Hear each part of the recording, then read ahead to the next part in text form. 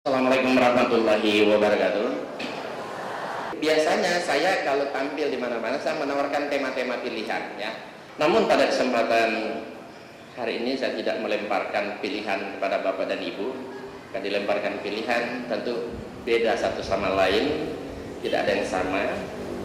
Nah, pada kesempatan ini saya akan memilih materi nomor 19. Bagaimana menjawab pertanyaan dengan pertanyaan.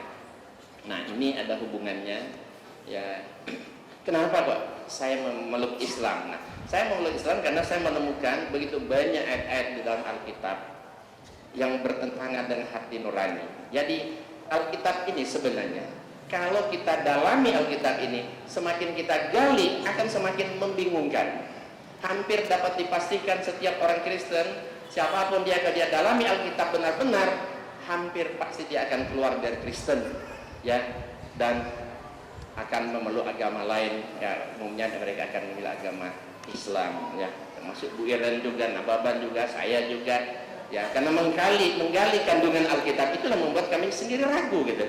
Bagaimana menjawab pertanyaan Kristen terhadap Islam, atau bagaimana menjawab pertanyaan dengan pertanyaan. Nah, ini kata orang Kristen. Kenapa sih orang Islam itu mengharamkan babi? Padahal kan daging babi itu sangat enak. Kan bisa saja kita ditanya seperti itu. Jawabnya gimana, Bu? Jadi jawabnya begini. Ya, cara menjawabnya sebenarnya saya yang bertanya, mengapa Anda makan babi? Bukankah dalam Alkitab Anda tertulis babi itu haram? Jadi dia bertanya, balik bertanya kan? Kenapa orang Islam makan babi? Justru saya mau tanya, ngapain Anda yang makan babi? Karena di Alkitab dia ada tertulis babi itu haram. Kita lihat cetakan lama. Demikian juga babi. Karena memang berkuku belayak, kukunya bersela panjang tapi tidak memamah biak, haram itu bagimu. Daging binatang itu jangan kamu sentuh aja, nggak boleh. Ya, karena itu haram. Jadi kita lihat Alkitab cuma bedanya Bapak dan Ibu, babi ini cetakan lama. Sekarang sudah dirubah, Alkitab cetakan baru diganti ditambah kata hutan. Jadi sekarang boleh makan babi karena sudah diganti dengan babi hutan. Kalau babi haram, semua babi nggak boleh dimakan, termasuk babi hutan. Kalau babi hutan haram, berarti semua babi boleh makan kecuali babi hutan. Jadi ibarat di ruangan ini tidak boleh merokok, berarti kan semua rokok nggak bisa dihisap. Tapi kalau bisa tambah, dilarang merokok di samsu, berarti semua rokok bisa hisap kan, kecuali di samsu. Nah, inilah bukti bahwa menambah satu kata, satu huruf pun akan merubah arti, apalagi menambah satu kata atau satu kalimat. Nah, tetapi kadang-kadang ada orang Kristen mengatakan begini, mau babi hutan tidak masalah, itu kan masih satu spesies katanya, ya kan? Ya. Untuk membela yang salah dia cari alasan. Babi hutan sama aja, masih satu spesies. Caranya gimana? Kalau menambah kata hutan tidak mempunyai arti, oke, kalau begitu saya bilang Yesus orang hutan. Oh, berarti Anda menghina. Nah, ini satu bukti orang sama orang hutan beda dong, ya kan? Walaupun spesiesnya kan mirip-mirip kan? Giliran Yesus kasih hutan di belakang dia protes. Nah, kan kita bilang jangan ditambah hutan, ya kan? Karena orang sama orang hutan pasti beda, ya. Walaupun spesiesnya mirip-mirip. Nah, kenapa orang Kristen makan babi? Ya, ini sebabnya. Karena Paulus menulis dalam kitabnya, kamu boleh makan segala sesuatu yang dijual di pasar daging tanpa mengadakan pemeriksaan. Bahkan di dalam 1 Korintus 10 ayat 27 Paulus menulis, kalau kamu diundang oleh orang yang tidak percaya dan undangan itu kamu terima, maka makanlah apa saja yang dihidangkan kepadamu tanpa mengadakan pemeriksaan. Berarti kita kali diundang oleh orang non muslim, mau ada babi, mau anjing, mau apa, makan aja berarti kan. Nah, inilah kacaunya dalam Kristen, dan yang mereka amalkan justru yang babi haram, kita umat Islam yang amalkan. Kita lihat kemudian, kali tanya, kenapa sih orang Islam itu, wanita Islam harus berjilbab? Ya kan? Suka juga ditanya gitu kan, ngapain sih orang wanita Islam berjilbab? Nah, menjawabnya justru saya ingin bertanya, ngapain sih wanita Kristen tidak berjilbab? Harus dibalik. Kenapa sih? Sebenarnya saya mau bertanya, kenapa Anda tidak berjilbab? Kenapa? Karena di dalam Alkitab ada juga perintah seperti itu. Kita lihat di sini. Ya, tetapi tiap-tiap perempuan yang berdoa atau bernubuat dengan kepala yang tidak bertudung, ini bahasa Alkitab tudung, ya, maka ia menghina kepalanya, sebab ia sama dengan perempuan yang dicukur rambutnya.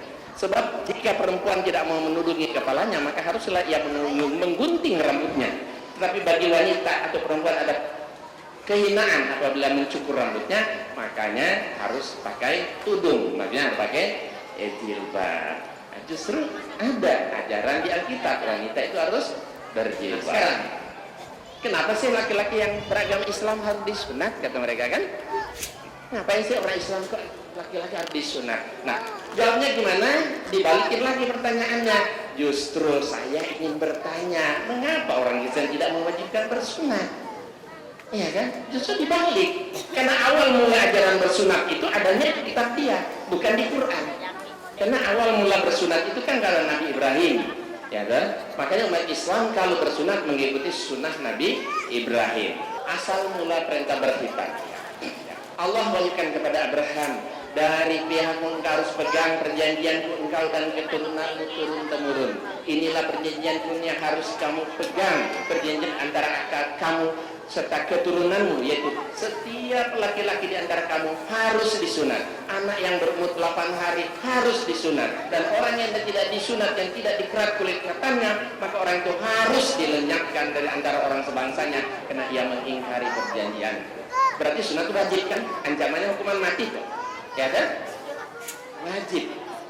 Anak yang berumur 8 hari harus disunat. Begitu Ibrahim menerima perintah khitan, dia langsung hitankan diri dia sendiri. Dia langsung hitankan Ismail, karena Ismail duluan lahir pada Ishak. Begitu Ishak lahir, langsung Abraham sunatkan Ishak tepat 8 hari seperti yang diperintahkan Allah kepadanya. Tidak bertentangan.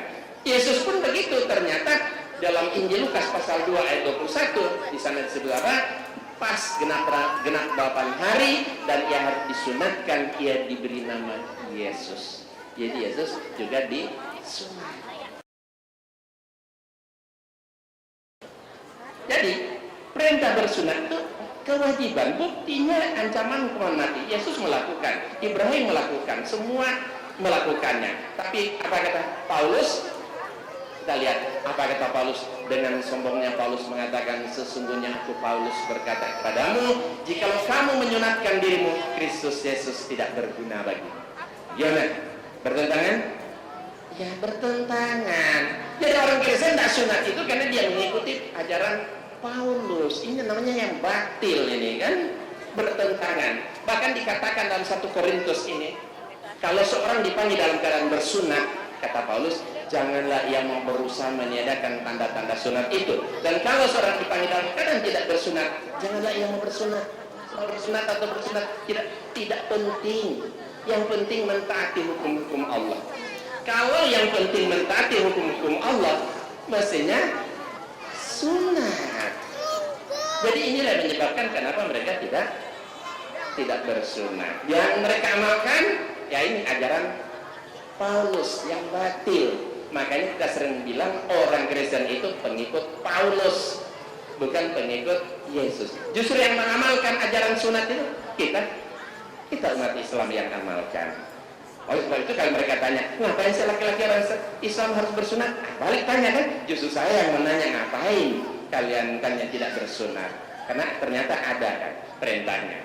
Apa kata Yesus? Inilah hidup yang kekal itu.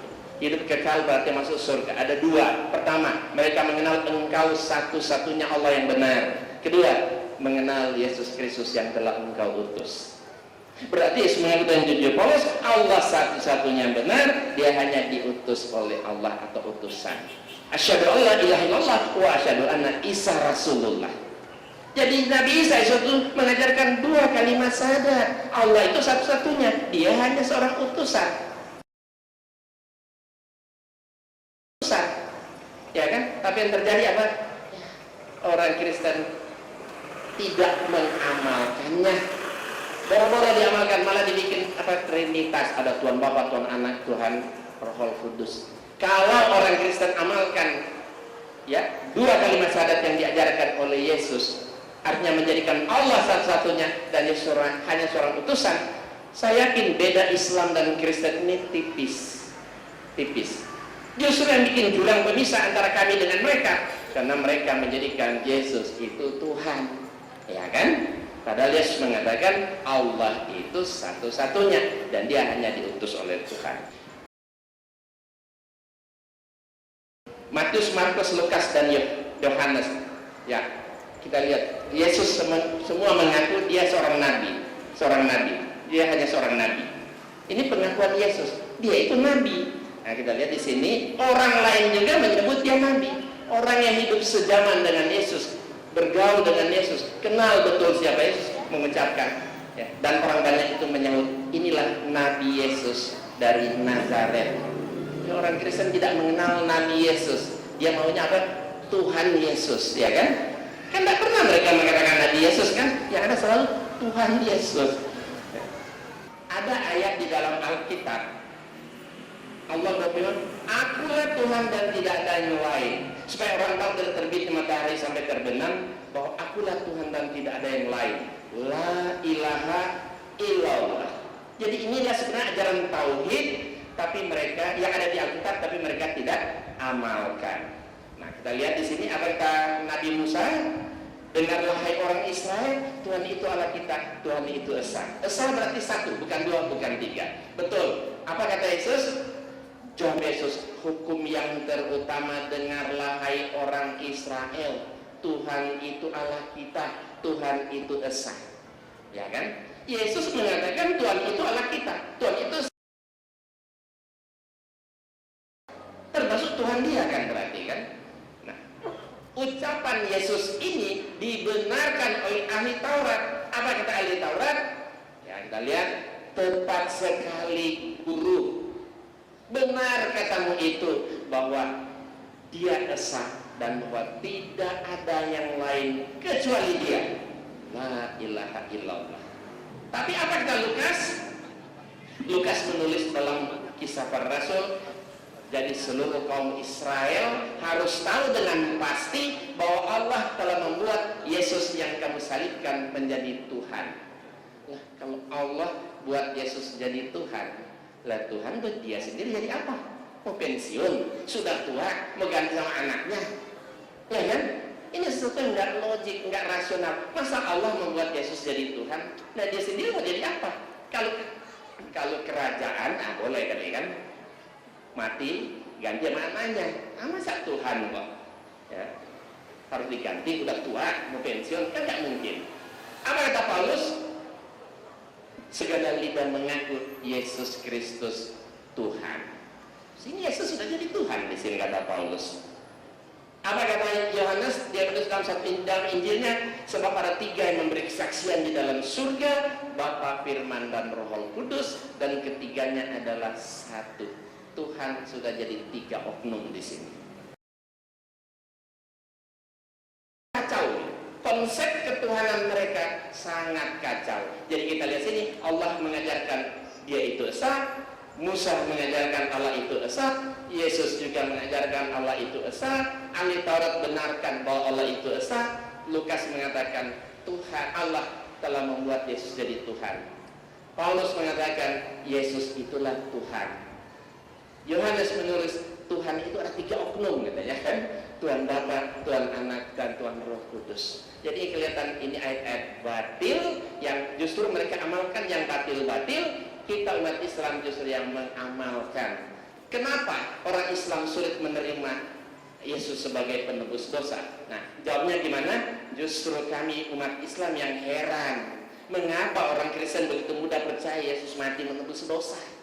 Ya kan? Dibalik, jadi pertanyaan ini dibalik pertanyaan juga. Kenapa sih orang Kristen itu yakin Yesus itu menebus dosa? Nah, bagaimana kita lihat di sini cara menjawabnya? Janganlah ayah dihukum mati karena anaknya, dan juga jangan anak dihukum mati karena ayahnya. Setiap orang harus dihukum mati karena dosanya. Berarti dosa tanggung masing-masing. Ini sesuai dengan fitrah manusia. Satu lagi, aku Tuhan yang menyelidiki hati dan menguji batin. Ya, untuk untuk memberi balasan kepada setiap orang setimpal dengan tingkah langkahnya, setimpal dengan hasil perbuatannya. Daud juga mengajarkan demikian. Kita lihat apa ajaran Nabi Daud dalam kitab Zabur. Dan daripadamu juga kasih setia ya Tuhan, sebab engkau membalas setiap orang menurut perbuatannya. Berarti dosa tanggung masing-masing, tidak ada penebusan dosa. Yesus pun begitu sebenarnya. Kita lihat apa?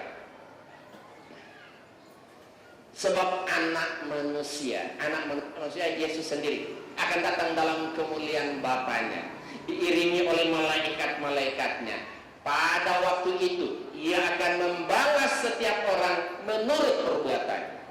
Jadi Yesus datang untuk membalas setiap orang menurut perbuatannya. Kan Yesus tidak mengatakan pada waktu itu aku akan datang menebus dosa-dosa kalian. Kan nggak ngomong gitu kan? Akan mengampuni dosa. Enggak. Kata Yesus pada waktu itu ia akan datang untuk membalas setiap orang menurut perbuatannya. Yesus tidak menyuruh untuk tidak mengatakan dia akan datang untuk menembus dosa, tapi dia akan membalas setiap orang menurut perbuatannya. Tapi apa dengan ajaran Paulus mengatakan apa? Ia telah melepaskan kita dari kuasa kegelapan dan memindahkan kita dalam kerajaan anaknya yang kekasih. Di dalam dia, di dalam Yesus kita memiliki penebusan kita, yaitu pengampunan dosa. Satu lagi kata Paulus, karena Allah itu esa pula dia yang menjadi perantara antara Allah dan manusia, yaitu manusia Yesus Kristus yang telah menyerahkan dirinya sebagai tebusan bagi semua manusia. Nah, inilah ajaran batil yang diajarkan oleh Paulus, dan inilah yang mereka amalkan oleh Paulus, dan inilah yang mereka amalkan. Dan justru ajaran yang benar kita umat Islam yang mengamalkan. Oleh sebab itu orang Kristen itu tidak pantas disebut pengikut Yesus. Ya, nggak pantas. Mereka itu pengikut Paulus. Ya, makanya kita perlu selamatkan Yesus dari orang Kristen. Kalau ada agama Tuhan, nabinya dibikin Tuhan. Ada nggak agamanya nabinya dibikin Tuhan?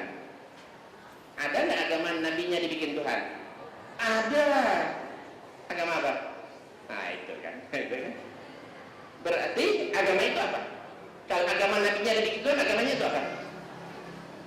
Apa? Sesat. Betul, sesat. Ada nggak nabi mengaku dirinya Tuhan?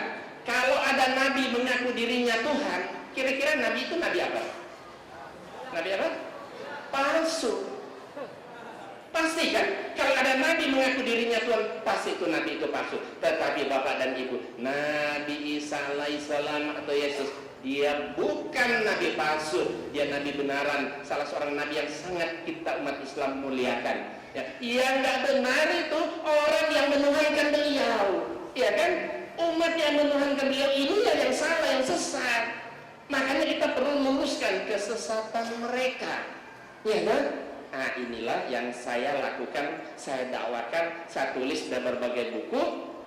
Bagaimana kita mengajak orang-orang non-Muslim, terutama umat Kristen, agar supaya mereka terlepas dari kesesatan mereka, agar supaya mereka mau masuk Islam, supaya mereka bisa merasakan nikmatnya berislam sebagai agama yang rahmatan lil alamin, bisa menyelamatkan mereka sampai ke akhirat kelak nanti. Kenapa? Karena berdakwah kepada orang non-Muslim itu kewajiban kita, bahkan diperintahkan oleh Allah di dalam surat Ali Imran surat 3 ayat 45. Ya kan, Allah berikan pada Rasulullah, ajak orang-orang yang diberi Alkitab itu masuk Islam supaya mereka mendapat petunjuk. Kalau mereka nggak mau, kewajiban hanya menyampaikan ayat-ayat Allah. Bisa kita lihat surat Ali Imran ayat 20.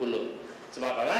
Karena Nabi kita bukan diutus hanya untuk orang Islam atau orang Arab. Rasulullah kita diutus untuk seluruh umat manusia. Wa ma arsalnaka illa rahmatan lil alamin. Bahkan satu ayat lagi terakhir, ya, Allah berfirman kepada Rasulullah surat Saba surat 34 ayat 28. Wa ma arsalnaka illa kafatan linnas bazira wa nazira walakin aksara nasi la ya'lamun. Tidaklah kami mengutus engkau wahai Muhammad melainkan kepada semua manusia untuk membawa berita gembira dan peringatan, tetapi kebanyakan manusia tidak mengetahuinya. Jadi kata Allah, banyak manusia nggak tahu bahwa Rasulullah diutus untuk seluruh umat manusia. Nah, karena banyak yang nggak tahu, perlu kasih tahu, ya kan? Ngasih tahu inilah dakwah. Ya, insya Allah kalau Bapak dan Ibu pingin materi-materi pilihan yang segitu banyak, ya satu saat ya mungkin kita akan tampil untuk berbicara lagi di tempat ini. Demikianlah. Assalamualaikum warahmatullahi wabarakatuh.